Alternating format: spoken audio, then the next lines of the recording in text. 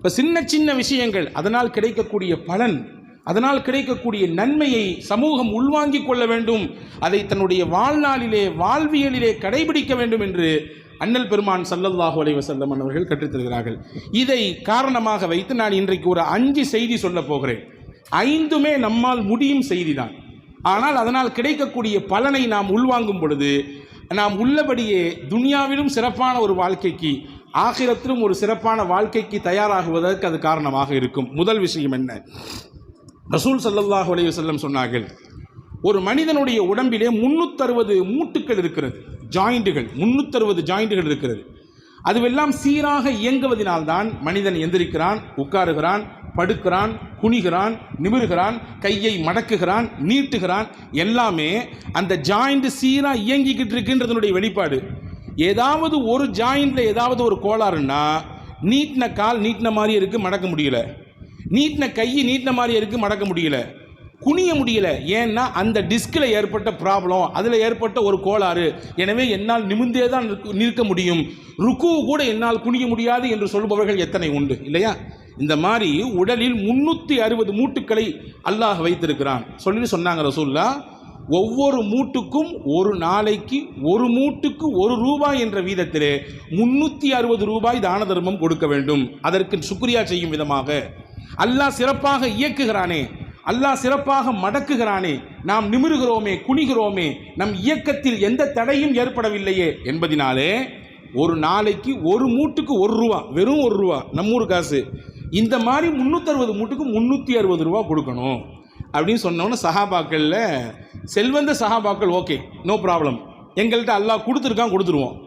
கொடுத்தவர்கள் கொடுக்க வேண்டும் என்று நினைப்பதே பெரும் பாக்கியம் இல்லையா?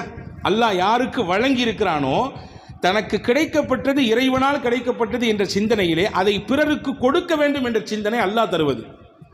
இல்லாத மக்கள் இருக்கிறார்களே, அவங்களால கொடுக்க முடியாது. ரசூலுல்லாஹ்ட்ட போயிட்டாங்க நேரம், யார் ரசூலுல்லாஹ் என்ன செய்தி? பெரியவங்க வசதி வாய்ப்பு உள்ளவங்க அதை செஞ்சிருவாங்களே, எங்களால் முடியாதே என்று கேட்டார்கள். ரசூலுல்லாஹி ஸல்லல்லாஹு, இது நீண்ட பெரிய ஹதீஸ், நான் சுருக்கமாக நான் செய்தியை மட்டும் சொல்லுகிறேன்.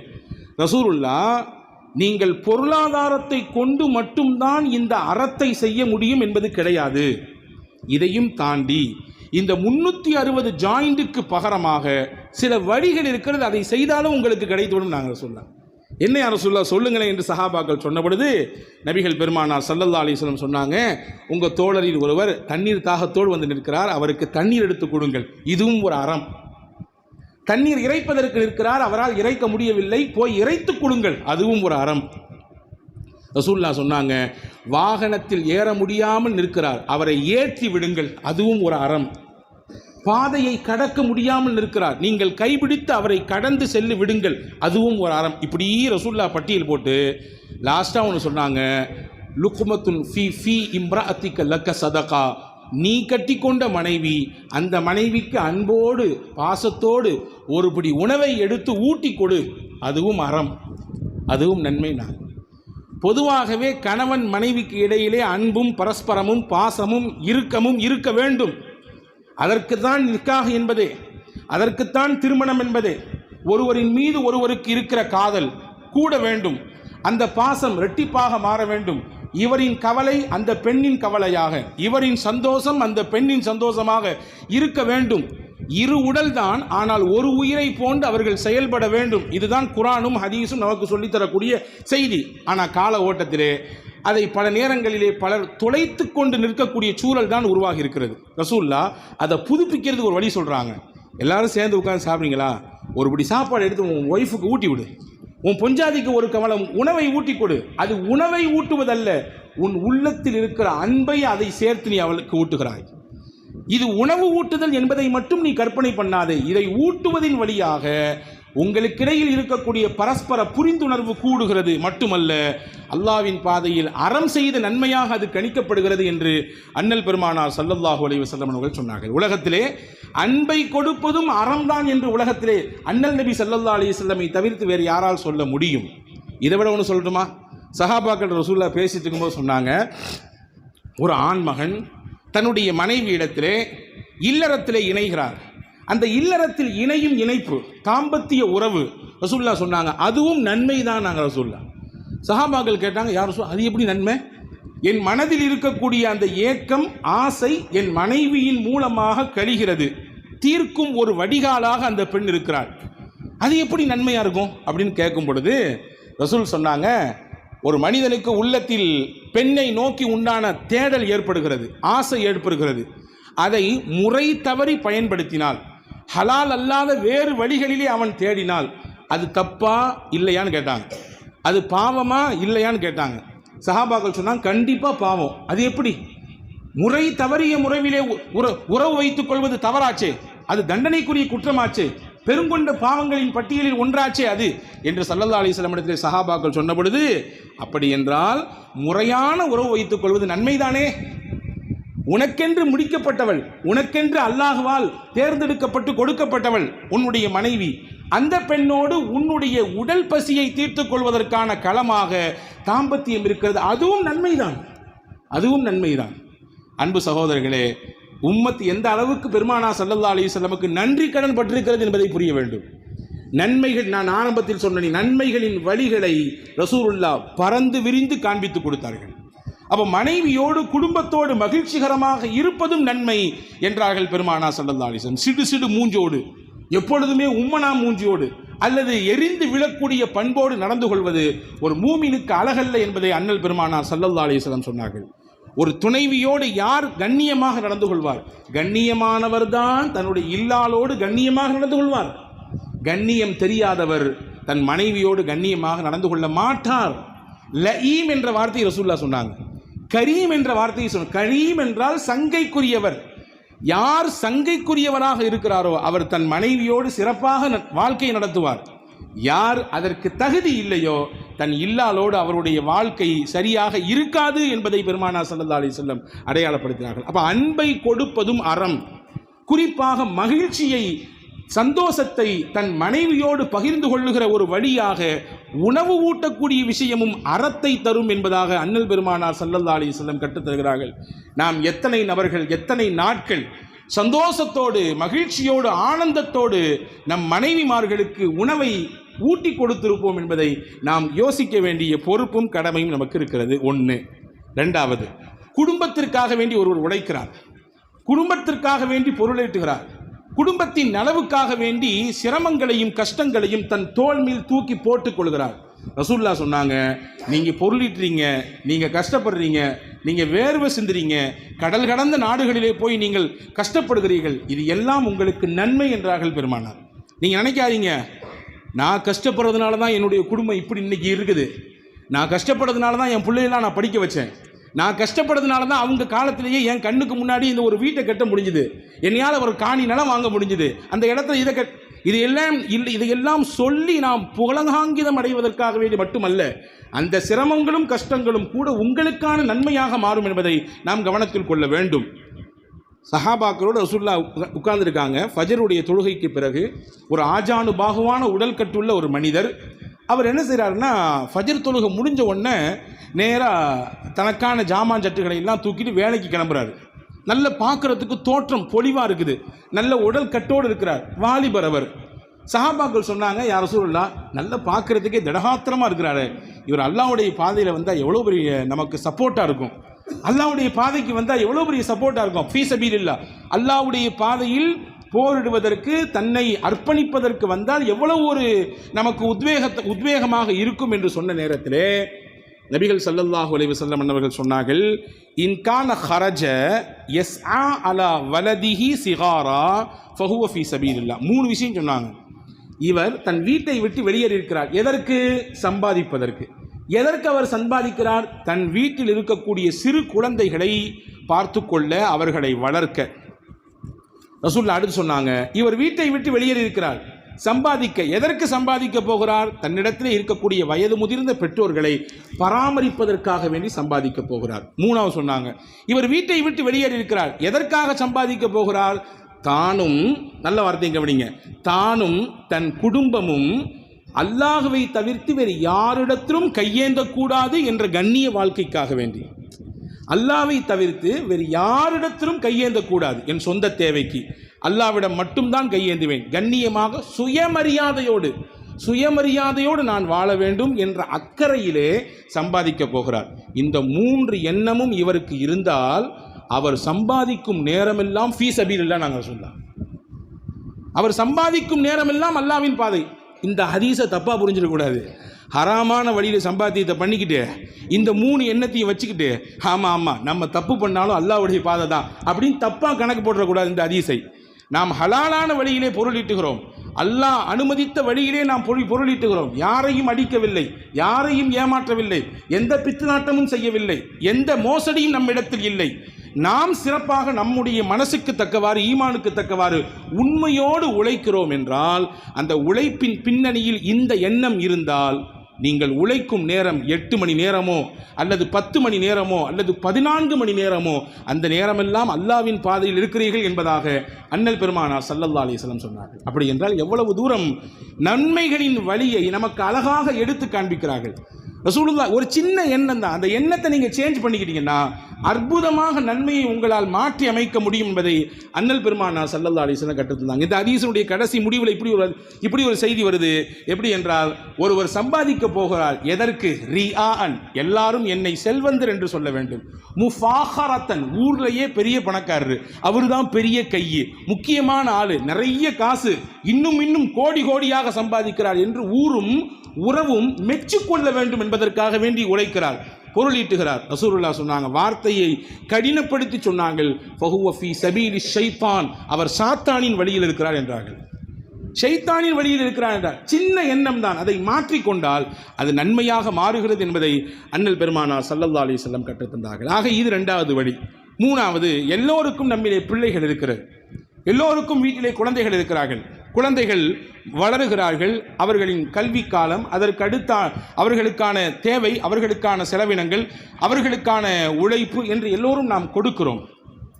சில நேரங்களிலே நமக்கு ஒரு சோர்வு தட்டி விடுகிறது. என்னடா பண்ணுறது, இவனை வேற படிக்க வைக்கணுமே, இவனுக்கு ஒரு நல்ல வேலையை ஏற்படுத்தி கொடுக்கணுமே, நம்ம கண் இருக்கும் பொழுதே அவனை நல்ல நிலையில் ஏற்படுத்தி வச்சு நம்ம போகணுமே என்று ஒரு சலிப்பு தட்டுகிறது. ஒரு கட்டத்தில் மனம் ஒரு விதமான இருக்க நிலையை பிள்ளைகளை நினைத்து ஏற்படுகிறது.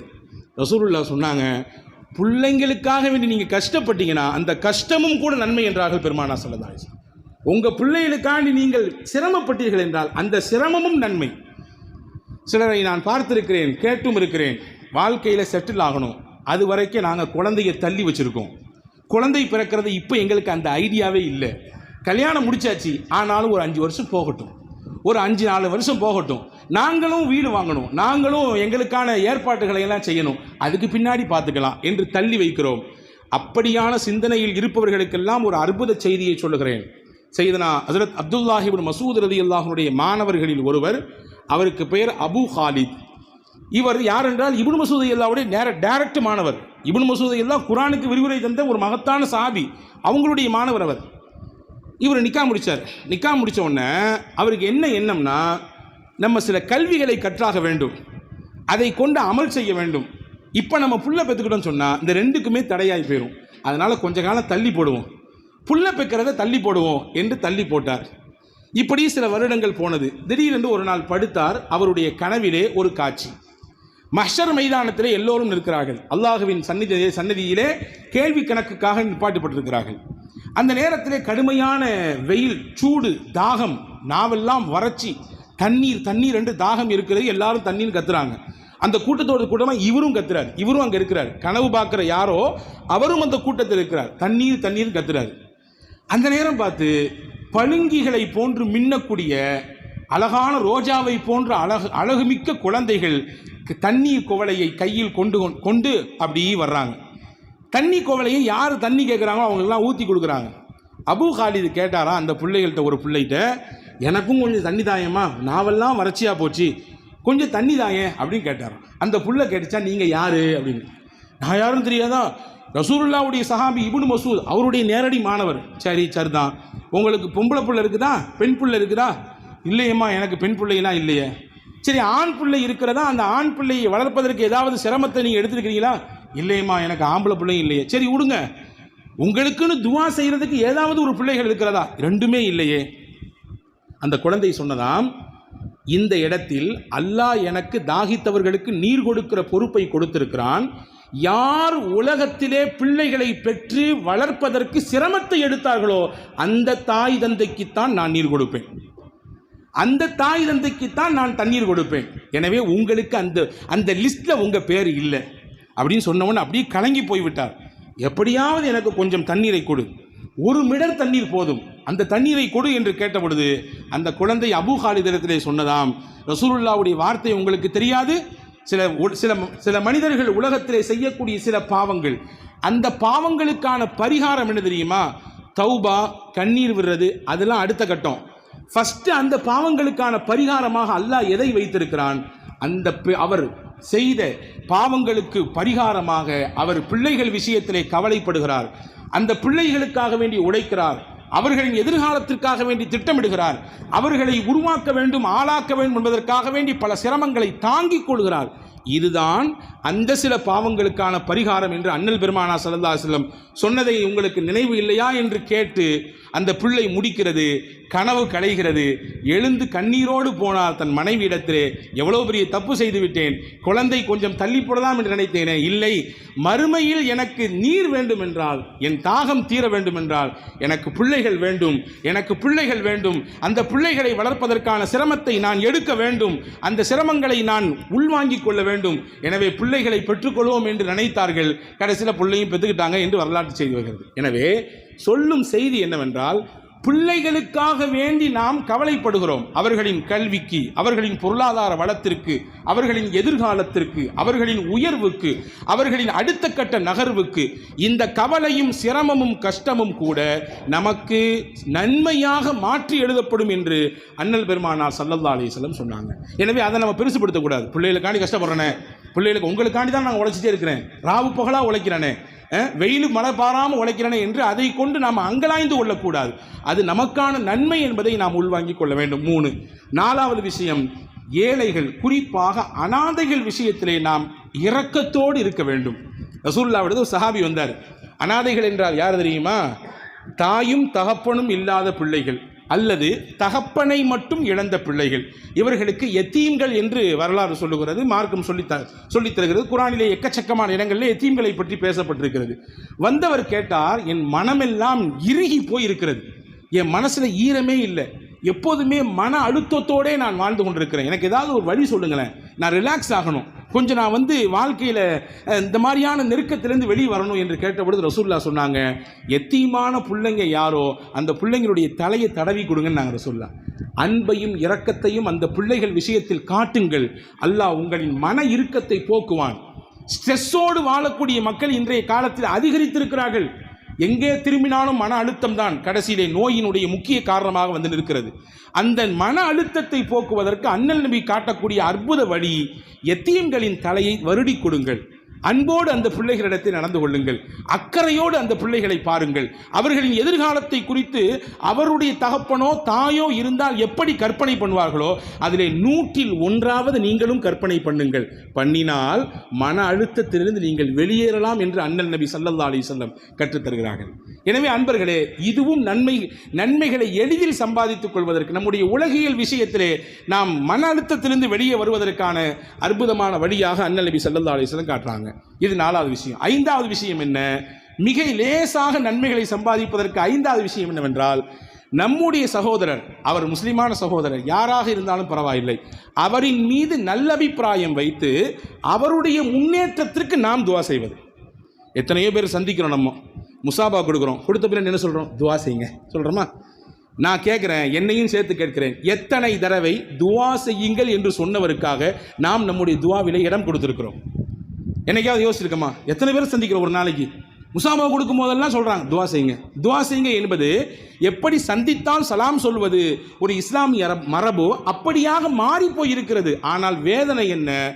அவர்களை நினைத்து பார்த்து நாம் துவா செய்திருக்கிறோமா? எனவே தான் எங்களுடைய உஸ்தாமார்கள் சொல்லுவாங்க, அப்படி யாராவது ஒரு முதலில் உங்களிடத்தில் சொன்னால் அவருக்கு முகத்துக்கு முன்னாடியே சொல்லிடுங்க, பாரக்கல்லாஹ், அல்லாஹ் உனக்கு பரக்கத் செய்யட்டும். முதல்ல துவா அவருக்கு முன்னாடியே சொல்லிடுங்க. அதுக்கு அடுத்து தனிப்பட்ட முறையில் நீங்கள் கேட்கும் பொழுது அவருக்கு கேட்பது சிறப்பு. அப்படி கேட்பதால் என்ன கிடைக்கும்? என்ன கிடைக்கும்? எல்லாம் கிடைக்கும். ரசூலுல்லாஹ் சொன்னாங்க, ஹதீஸிலே வந்திருக்கிறது, ஒரு முஸ்லிம் தன்னுடைய சகோதர முஸ்லிமுக்காக வேண்டி நலவை கொண்டு துவா செய்கிறார். அப்படி துவா செய்யும் பொழுது இவருடைய துவாவை அல்லாஹ் ஏற்றுக்கொள்கிறான். வச்சுக்கங்களேன், ஒருத்தர் சிரமப்பட்டு வந்து என்ன சொல்கிறார், தொழிலில் ரொம்ப கஷ்டத்தில் இருக்கேன், சிரமத்தில் இருக்கேன், நெருக்கடினா நெருக்கடி, அப்படி ஒரு நெருக்கடி, குடும்பத்தில் இன்ன பிரச்சனை, என்னுடைய உடல் ரீதியாக சொகவீனம் இப்படி இருக்குது அப்படி இருக்குது என்று தன்னுடைய கஷ்டத்தை என்னிடத்தில் சொல்லி துவா செய்ய சொல்கிறார். அவர் சொல்லணும் நோக்கம் கிடையாது, உங்கள் மூலமாக அது துவாவாக மாறி எனக்கு வர வேண்டும் என்பதுதான் நோக்கம். அப்படிங்க, சரி சரி இன்ஷா அல்லாஹ் பார்ப்போம் இன்ஷா அல்லாஹ் என்று சொல்லி நாம் நகர்ந்து போய் விடுகிறோம். ஆனால் நகராமல் அவரை நினைத்து பார்த்து நாம் கேட்கிறோம், இறைவா, என் தோழர், எனக்கு தெரிந்தவர், என் மஹல்லாவினுடைய இருப்பில் இருக்கக்கூடியவர், நான் அடிக்கடி சந்திக்கக்கூடியவர், ஏதோ ஒரு சிரமத்தில் இருக்கிறார், அவரின் சிரமத்தை நீ நீக்கி கொடு என்று கேட்டால் என்ன கிடைக்கும் தெரியுமா? அல்லாஹ் நமக்கு பக்கத்தில் ஒரு மலக்கை நிப்பாட்டுவான். அந்த மலக் சொல்வார், ஆமீன், நீ கேட்கும் துவாவை அல்லாஹ் அவர் விஷயத்திலே அங்கீகரிக்கட்டும். போதாது, உனக்கும் அல்லாஹ் இதை தரட்டும். எந்த விஷயத்தை கொடு என்று இந்த மனிதருக்காகவே நீ கேட்டாயோ உனக்கு அல்லாஹ் அதை தருவான். எந்த விஷயத்திலிருந்து இந்த மனிதனை காப்பாற்று என்று அல்லாஹ்விடத்தில் கேட்டாயோ அதிலிருந்து முதலில் உன்னை காப்பாற்றுவான். நோயில் கஷ்டப்படுறாரு, சிரமத்தில் துன்பப்படுறாரு, யா அல்லாஹ் அவருடைய சிரமத்தை போக்கிறு, அந்த நோயிலிருந்து அவருக்கு எப்படியாவது நீ ரிலாக்ஸை கொடு, வெளியே வர வையி என்று நீ கேட்கிறாய். ரசூலுல்லாஹ் சொன்னாங்க, உனக்கு அந்த நோய் வராது. ஏன்னா நீ அல்லாஹ்விடத்தில் டைரக்டாக நீ கேட்பதை விட நீ அடுத்தவருக்காக கேட்கும் பொழுது உனக்காக மலக்கு துவா செய்கிறார் ஆமீன் என்று. அப்படி என்றால் உங்கள் துவா நேரடியாக அல்லாஹ்விடத்தில் போவதை விட நமக்காக வேண்டி மலக்கு கேட்டார், அது எவ்வளவு பவர்ஃபுல்லான துவாவாக இருக்கும் என்பதை நாம் கவனத்தில் கொள்ள வேண்டும். அப்போ மனம் திறந்து துவா செய்ய வேண்டும். பொதுவாகவே அத்தீனு அன் நசீஹா இதானே நாம் படித்திருக்கிறோம், நமக்கு மார்க்கம் அதானே சொல்லித் தருகிறது. இஸ்லாம் என்றால் என்ன? பிறர் நலம் நாடுதல். ஆனால் காலப்போக்கில் அது அப்படியே கரைஞ்சு போயிடுச்சு.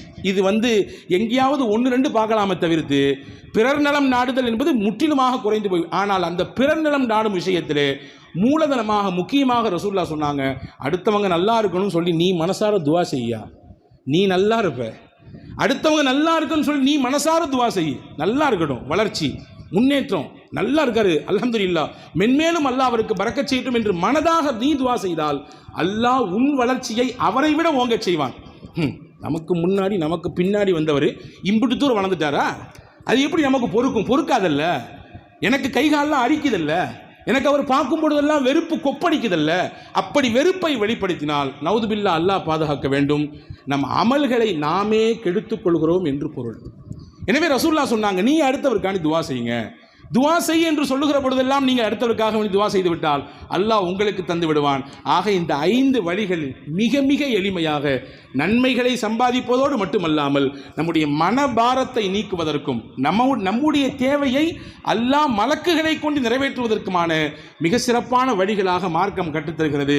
இப்படிப்பட்ட மிகச்சிறந்த புரிதலோடு மிகச்சிறந்த பிறர் நலம் நாடுதல் என்கின்ற அக்கறையோடு நம்முடைய வாழ்வியலை அமைத்துக் கொள்ளும் பட்சத்திலே நாம் செய்யக்கூடிய தொழிலாகட்டும், நாம் சந்தித்துக் கொண்டிருக்கக்கூடிய பிரச்சனைகளாகட்டும், நம் மனதுக்குள்ளே நம்மை போட்டு ஆட்டி படைத்துக் கொண்டிருக்கக்கூடிய மன அழுத்தங்களாகட்டும், குடும்ப ரீதியான நெருக்கடிகளாகட்டும், அக்கம் பக்கத்திலிருந்து வரக்கூடிய நெருக்கடிகளாகட்டும், எல்லாத்தையும் தீர்க்கிறதுக்கு இந்த விஷயங்கள் போதுமானது என்பதை நமக்கு அண்ணல் நபி ஸல்லல்லாஹு அலைஹி வஸல்லம் ஹதீஸின் மூலமாக புரிகிறோம்.